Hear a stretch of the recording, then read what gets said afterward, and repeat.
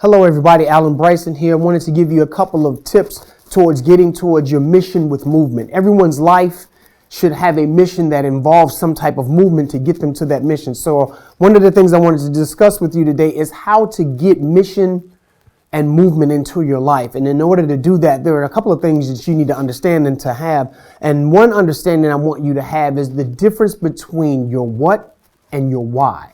Your what and your why, or as some would say, your practice and your purpose. Now, your what is anything that's associated with you, your occupation, your title, your major, your grade point average, your affiliations to whatever organizations you belong to, ethnicity, all of those things are your what. Now, what happens is there are things that you need to understand that those are just practices. Those are things that are associated with you. People, circumstances, events, and things, those are all whats. The difference between whats and whys is when you have a why, your why is your actual purpose. Mark Twain once said, there are two most important days of your life are the day you were born and the day you realize why. Have you ever stopped to ask yourself, what's the reason you were born? The reason you were born is your why, is your purpose. There is an assignment on the life of every individual to do something with the life that they've been given to affect others in society around them. So that involves a lot more than just what you do for yourself. So your why is your purpose. The thing I need you to understand is that whats are, again, situations, people, things, and events. Your why is your purpose. The key behind getting to your mission with movement is to understand your why. When you know your purpose, you have a lot more energy and a lot more definition in terms of what it is that you plan to do to succeed and get to your mission through movement. Case in point, here's an example. A lot of times I work with college students, and college students many times think that their purpose, they think that their assignment on their life is their grade point average, their major, becoming a doctor, becoming a lawyer. But here's the thing. When you don't know your why, when you don't know your purpose, anything in your what category can change. And a lot of times when your what's change, people freak out and they feel that their lives are now affected. For example, what if you wanted to go to medical school and you wanted to become a professional doctor and practice medicine? There may be a circumstance where you don't pass the MCAT exam or pass whatever exam to succeed in medical school, and you're no longer able to become a doctor in the medical field. Does that mean your life has lost value? No, it simply means that there is a purpose on your life that involves other things and other avenues other than practicing medicine as a doctor. There are so many different ways you can fulfill your purpose without necessarily being a doctor. But if being a doctor is your purpose, if you're unable to have that occupation, then you feel like your life has no meaning or your life is marginalized. Same thing with relationships. A lot of times people get so heartbroken because they make their relationships their identity. They make that relationship their purpose. They make their relationship the reason that they're happy. Your relationship shouldn't be the reason that you're happy. You should be happy before the relationship. That's what makes the relationship work. Two people who are already complete coming together. So when you say things like that person completes me, you're basically saying without them, I'm incomplete.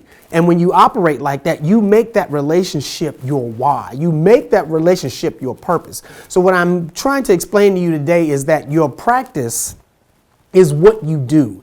Your practice is the people in your life, the situations that you're involved in, the talents, the titles that you have on the door, the salaries, all of those things are whats. All of those things are practices. But when you know your why and you know your purpose, your whats can change. You can relocate and still have a great assignment on your life. You can get divorced tomorrow and still have a great assignment on your life. You can fail the LSAT and decide not to become a lawyer and try to do something else, and there's still a purpose on your life. So what I want you to understand is that when the what's in your life change, the why should remain constant.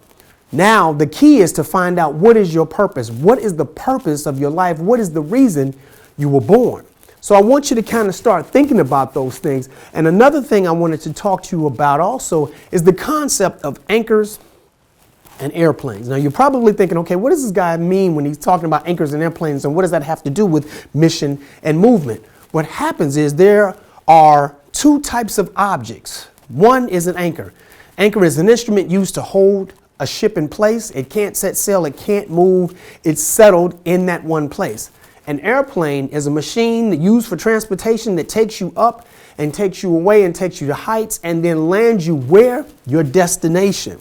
What word can be pulled from the word destination? Destiny.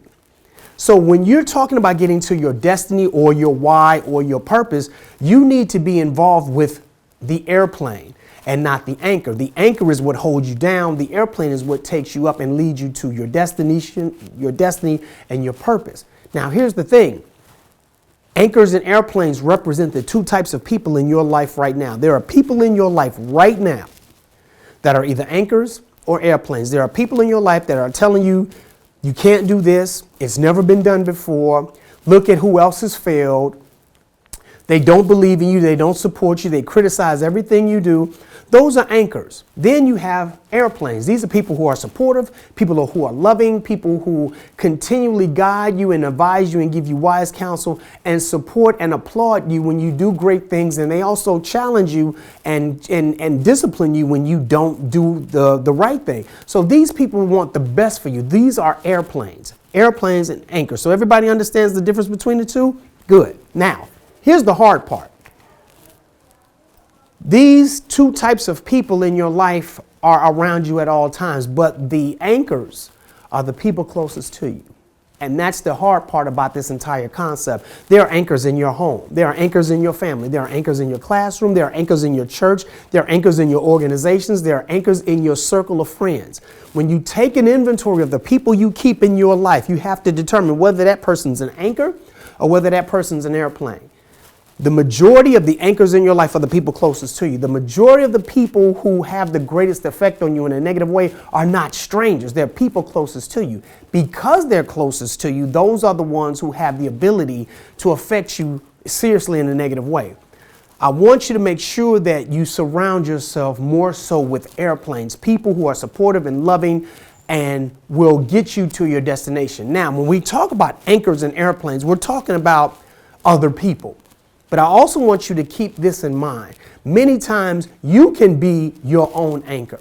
So many times I see people who want positive lives and positive outcomes, but they constantly think and speak in negative ways. What I'm saying is, what you need to do is make sure that you're not your own anchor. Make sure that you relieve yourself and excuse yourself from any negative thoughts, negative speech, doubt, all types of different things that you do to yourself subconsciously. Well, I've never done that before. No one in my family has gone here. No one in my family has accomplished that.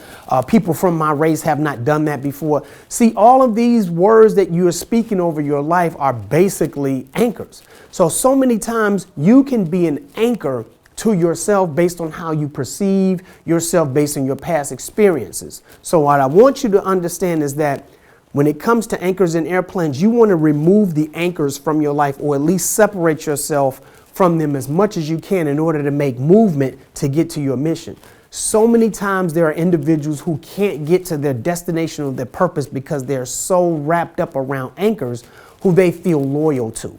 Do not feel loyal to people or situations or things that are constantly bringing you down and holding you in place so you can't set sail like that ship. So that's what I wanted to talk to you about in terms of anchors and airplanes. And also, I want you to understand the concept of words.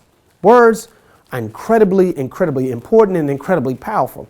I'm of the belief that words are spirits wrapped in sound. And when you release a word from your mouth, you release a spirit that's going to have an outcome on your life. So when you say your kids are bad, they'll be worse. When you say this song makes me sick, you're speaking sickness into your life. When you say I'm so broke I can't pay attention, that's exactly where you'll stay, broke. You have to speak what you want. If you want love, you have to speak love. If you want success, you have to speak success. If you want to win, you have to speak victory. You can't go into a race thinking about losing. You can't go into a test thinking about failing. You can't go into a relationship thinking about heartbreak. And so many times we become our own anchors because we speak those words. Well, no one's ever loved me before. That's an anchor. Well, the professor doesn't like giving out more than 2 A's. Why can't you be one of the 2 A's?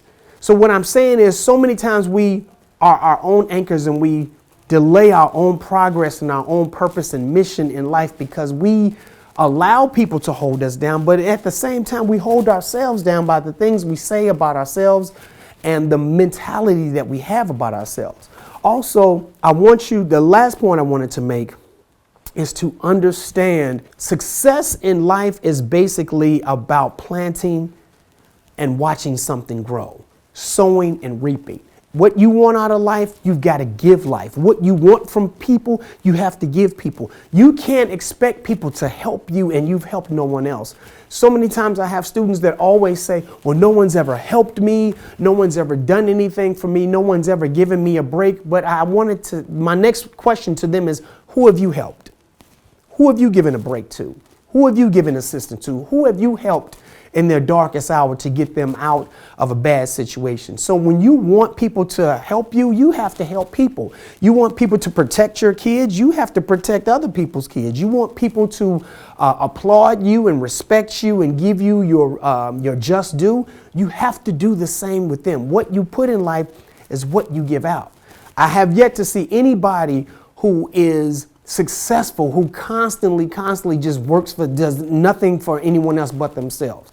And if they are, in my opinion, that won't last. You want to make sure you are giving as much as you possibly can. People's lives, ladies and gentlemen, are basically bank accounts. Your life is a bank account. And in that bank account, there are two transactions: withdrawals and deposits. Every time you do something great for someone or help someone, that's a deposit. Every time someone does something great or wonderful or helpful for you, that's a deposit. Whenever you do anything negative, harmful, toxic, disrespectful, those are withdrawals. And what happens is the life account that you have can either be full of deposits or be overdrawn because it has so many withdrawals, and now you have insufficient funds in your life's bank account. You have to understand that in order to have good funds in your life's bank account, you've got to make some deposits of your own. Surround yourself with people who will give you deposits. Surround yourself with people who will not take so many withdrawals. And you have to understand that people around you on a daily basis are overdrawn. You work with people, you're dating people, you have people in your family who each day they've had so many withdrawals taken out of their lives that their life's accounts are labeled as insufficient funds. And that's why they have such misery, disrespect, anger, irritability, all of those different types of things. If you want joy, peace, and harmony in your life, you've got to start making deposits in the lives of other people.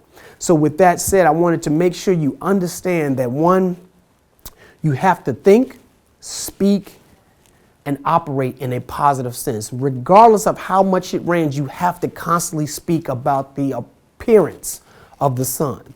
No matter how many things are going on around you in the wrong way, you have to continue to think about the positive and the right. No matter how many people are getting divorced, you have to still believe in the concept of marriage and love and relationships. When everyone else in your class is failing or having a hard time, you've got to speak your success and say, that won't be me.